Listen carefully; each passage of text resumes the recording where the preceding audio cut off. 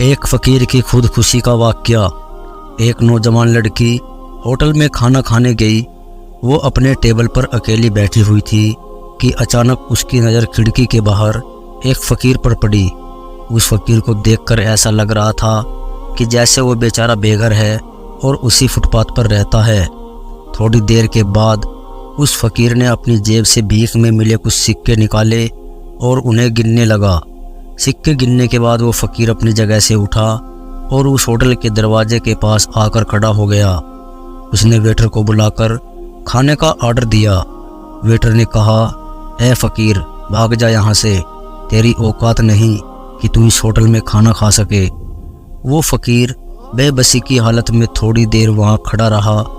وہ لڑکی دور سے یہ سارا منظر دیکھ رہی تھی، اس لیے وہ لڑکی اپنی جگہ سے اٹھی اور فقیر کے پاس آ کر کھڑی ہو گئی۔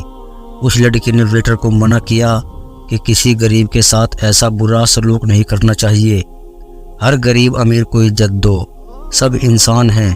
وہ لڑکی اس فقیر کو اپنی ٹیبل پر لے آئی۔ لڑکی نے فقیر کے لیے کھانا اور کافی منگوائی اور پھر اس سے اس کے حالات کے بارے میں پوچھنے لگی۔ فقیر نے بتایا کہ بچپن میں میرے ماں باپ مجھے بہت مارتے تھے، اسی ڈر سے میں گھر سے بھاگ نکلا۔ کچھ سالوں کے بعد ہی میری ماں کا انتقال ہو گیا اور پھر دوبارہ میں کبھی اپنے گھر واپس نہیں گیا۔ فقیر نے بتایا کہ میں بچپن سے آج تک چھوٹے موٹے کام کرتا آیا ہوں، لیکن مہنگائی اور غریبی نے میری یہ حالت بنا دی ہے کہ میں لوگوں کے سامنے ہاتھ پھیلاتا ہوں اور ان سے ایک ایک روپیہ مانگتا ہوں۔ میں نے نوکری کی تلاش کرنے کی بہت کوشش کی، لیکن میری حالت دیکھ کر کوئی مجھے نوکری دینے کے لیے تیار نہیں ہوا۔ اسی طرح کی باتیں کرتے کرتے 1 گھنٹہ بیت گیا۔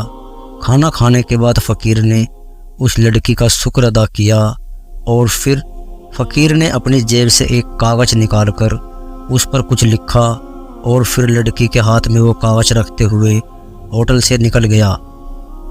فقیر کے جانے کے بعد لڑکی نے جب وہ کاغذ کھول کر دیکھا تو اس کاغذ میں لکھا تھا کہ ساری زندگی لوگوں کی ٹھوکریں کھا کر اور حالات سے مجبور ہو کر آج میں خودکشی کرنے جا رہا تھا، لیکن اے لڑکی، تیری ہمدردی اور مہربانی نے انسانیت پر میرا یقین پھر سے بنا دیا۔ اللہ تجھے اس کا بہتر بدلہ دے۔ یہ پڑھ کر اس لڑکی کی آنکھوں میں خوشی کے آنسو آ گئے اور پھر وہ لڑکی کافی دیر تک اس فقیر کے دیے ہوئے کاغذ کو بھیگی ہوئی آنکھوں کے ساتھ پڑھتی رہی۔